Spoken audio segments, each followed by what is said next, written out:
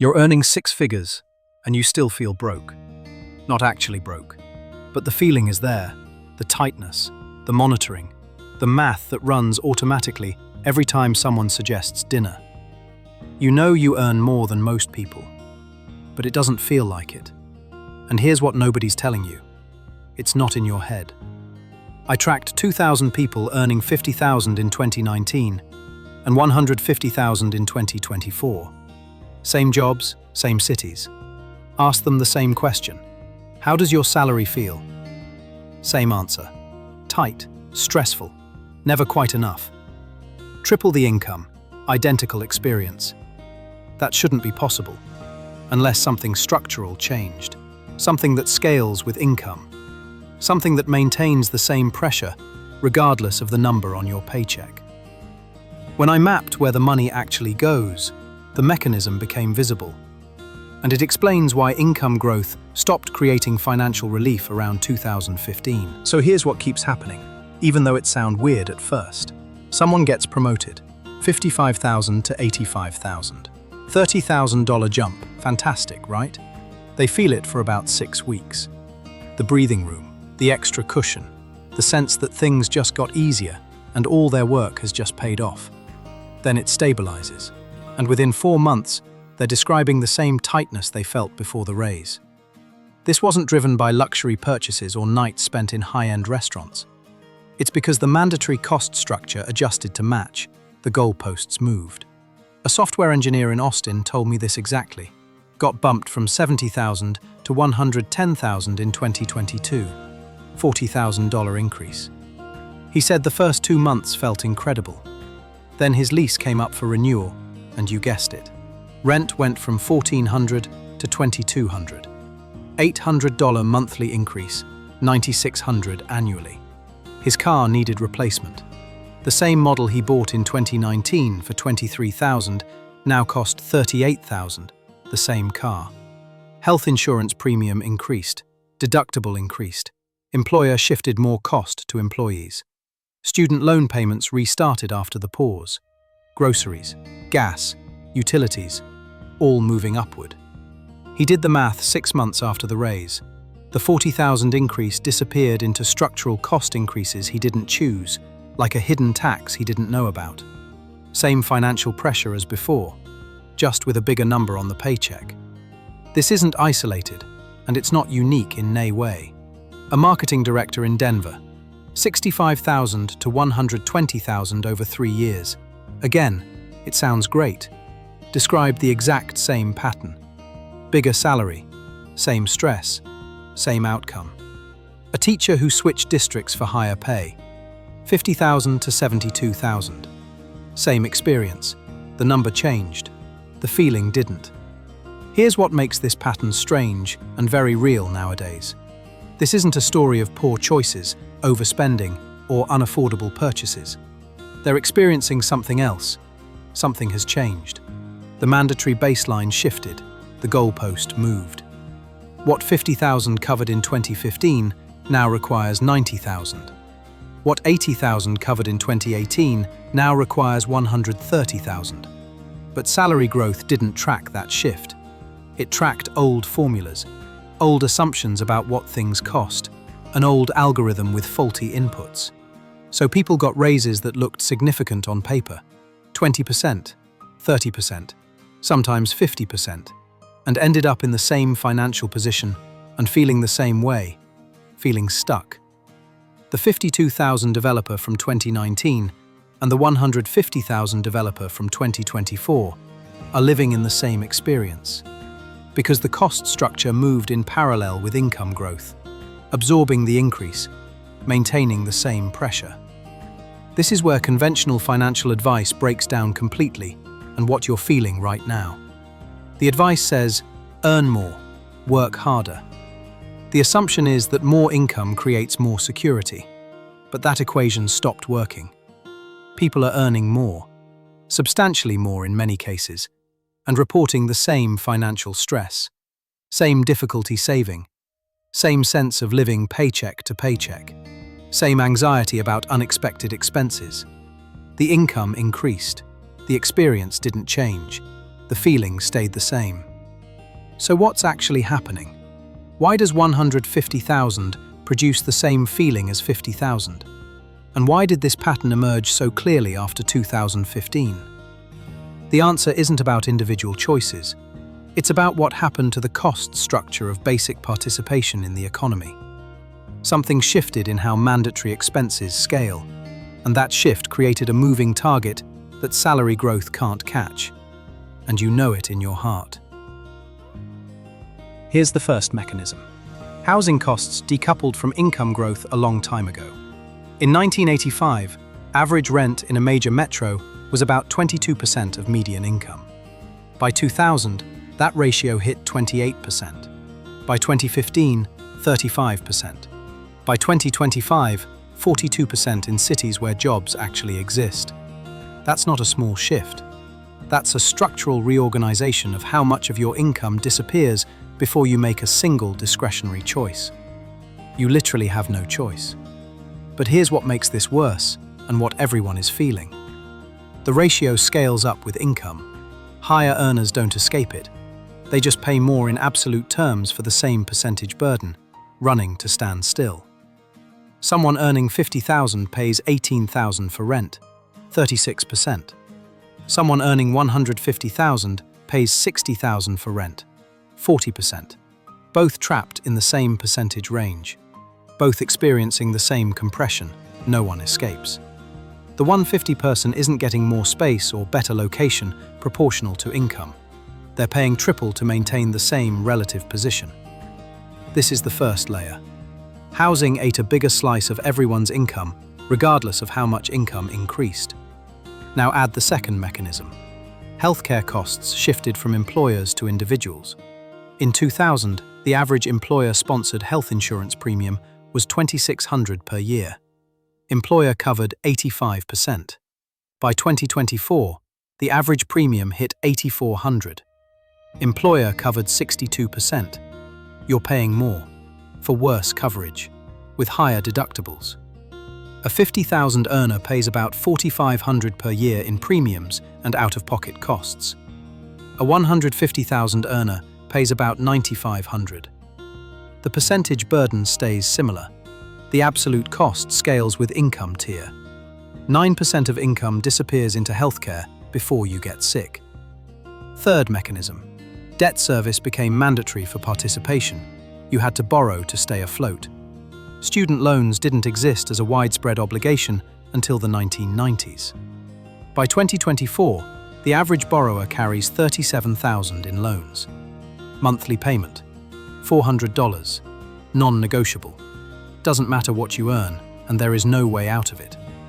If you went to graduate school, double that. Professional degree, triple it.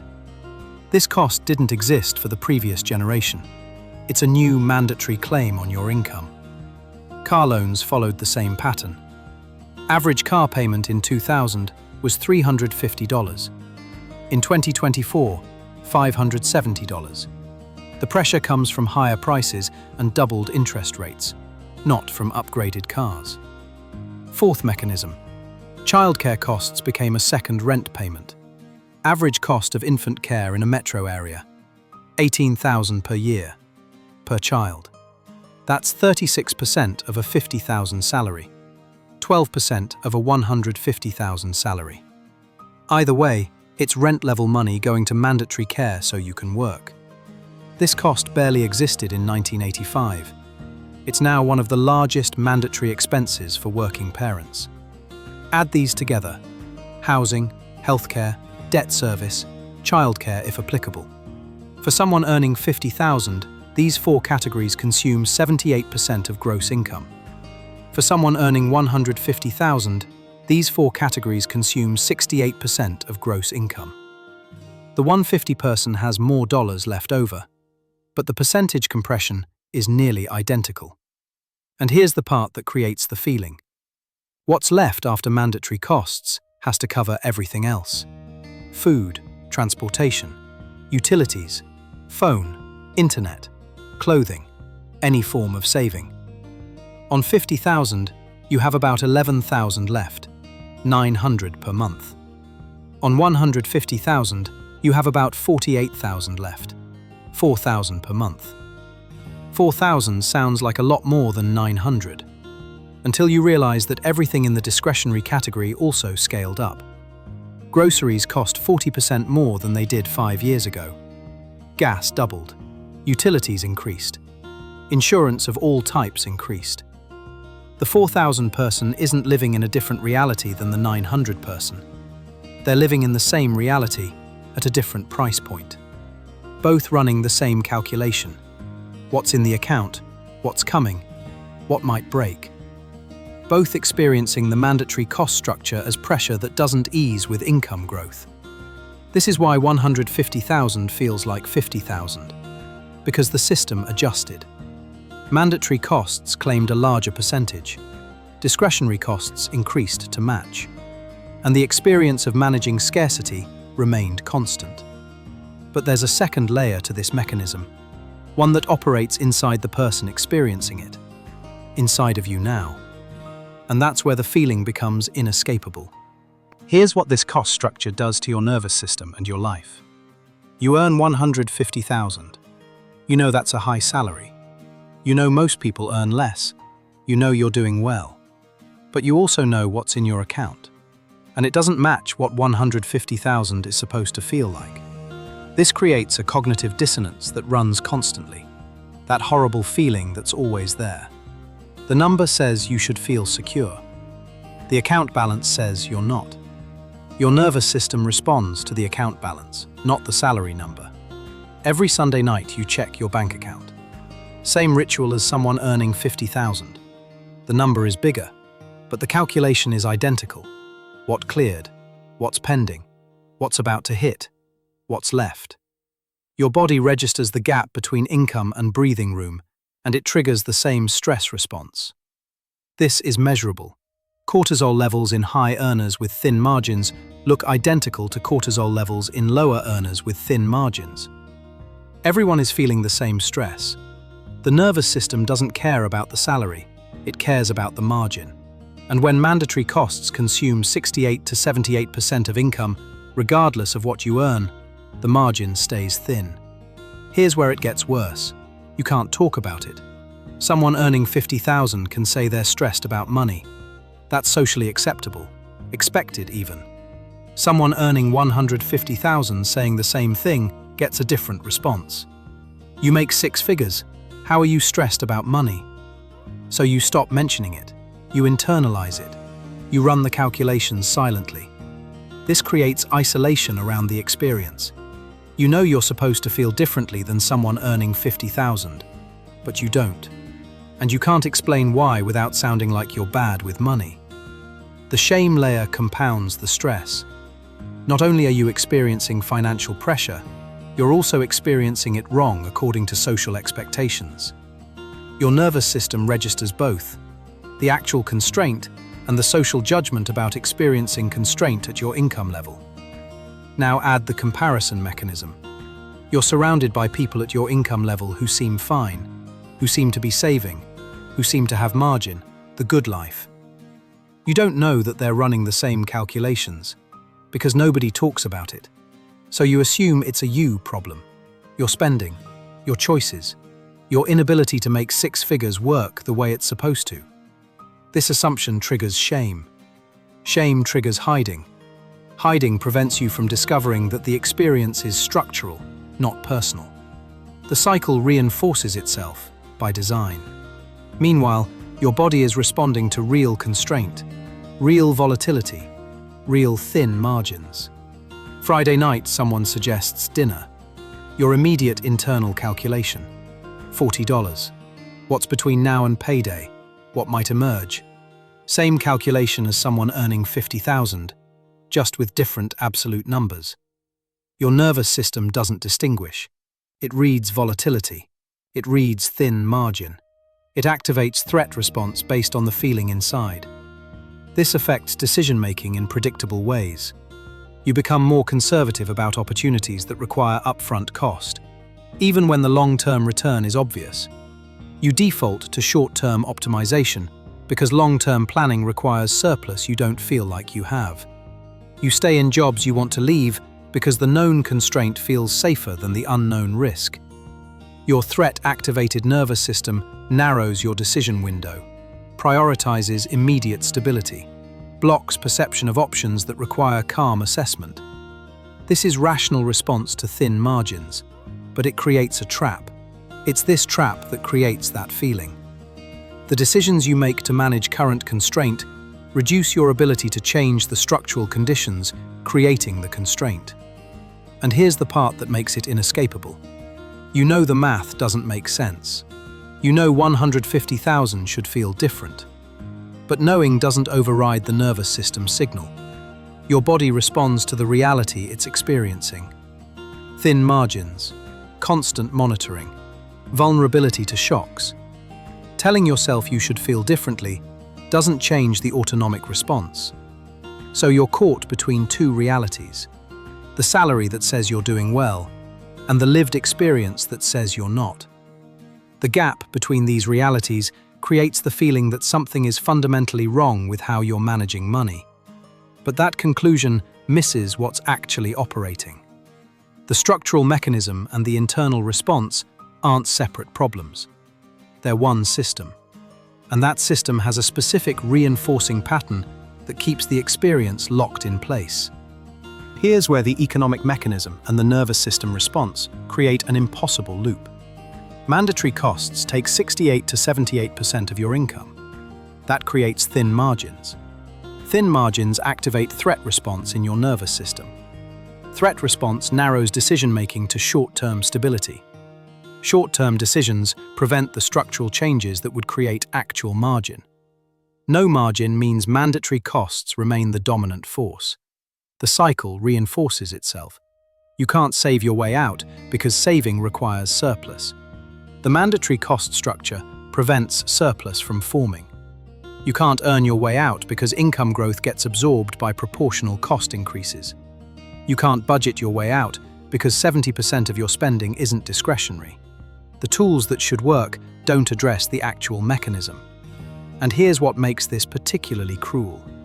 The system operates as if everyone has the income flexibility that existed in 1995. Retirement calculators assume you can save 15%. But 15% of what's left after mandatory costs means choosing between retirement contributions and having an emergency fund. Home buying advice assumes you can save 20% down.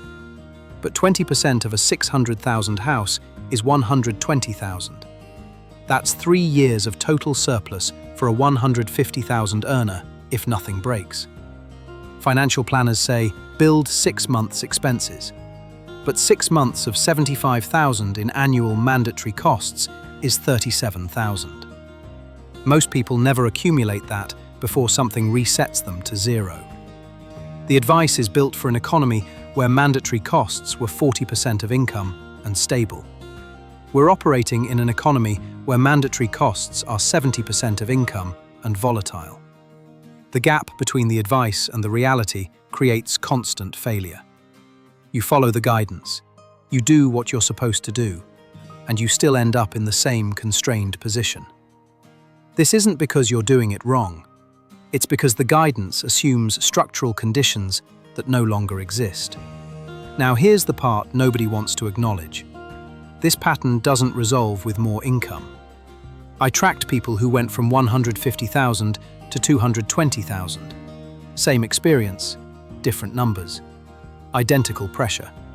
Why? Because housing in the neighborhoods where 220,000 jobs exist costs proportionally more. Because lifestyle expectations at that income tier cost proportionally more. Because the mandatory baseline scales up faster than income growth. The 50,000 person, the 150,000 person, and the 220,000 person are all living in the same structural reality. Mandatory costs dominating income, thin margins despite different absolute earnings. Nervous system responding to constraint regardless of salary number. The only thing that changes is how socially acceptable it is to acknowledge the experience. You're experiencing the outcome of a 30-year reorganization of how income gets claimed. Housing, healthcare, debt service, and childcare were re-engineered to capture larger shares of income regardless of how much income grew. The cost structure became extractive, designed to scale with earnings, designed to maintain the same proportional pressure across income levels. This created a moving target. Income growth that looks significant gets absorbed by proportional cost increases. The absolute numbers change. The relative experience stays the same. Your nervous system responds to the relative experience. Thin margins, constant monitoring, vulnerability to shocks. This triggers threat activation that narrows decision-making and prevents structural change. The economic mechanism and the nervous system response lock together, creating a self-reinforcing pattern. What looked like an individual inability to make a high salary work reveals itself as a predictable response to structural conditions. You're experiencing the designed outcome of a cost structure that reorganized around income extraction. The 50,000 earner and the 150,000 earner describe the same experience because they're navigating the same mechanism at different price points. Seeing this clearly changes what the feeling means. It's evidence of a system operating exactly as designed. The salary number increased, the cost structure increased faster, the experience remained constant. Mechanical outcome, structural design. The pattern is feature, not bug. And once you see the design, the confusion dissolves. The shame dissolves. What remains is clarity about what's actually operating. 150,000 feels like 50,000 because the system is built to maintain that feeling regardless of the number on the paycheck.